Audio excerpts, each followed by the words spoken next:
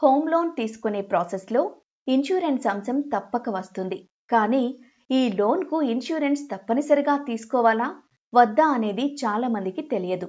మరి నిజంగానే అది అవసరమా లేదా అనేది ఇప్పుడు తెలుసుకుందాం. హోమ్ లోన్ ఇన్సూరెన్స్ అంటే లోన్ తీసుకున్న వ్యక్తికి ఏమైనా జరిగితే ఇన్సూరెన్స్ కంపెనీ మిగిలిన లోన్ మొత్తాన్ని బ్యాంకుకు చెల్లిస్తుంది.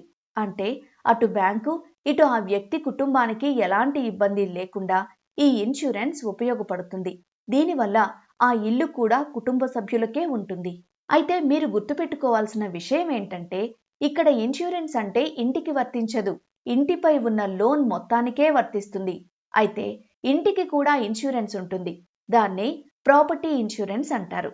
అగ్ని ప్రమాదం లేదా ప్రకృతి వైపరీత్యాల వల్ల ఇంటికి నష్టం జరిగితే దాన్ని భర్తీ చేసేందుకు ఈ ప్రాపర్టీ ఇన్సూరెన్స్ ఉపయోగంగా ఉంటుంది.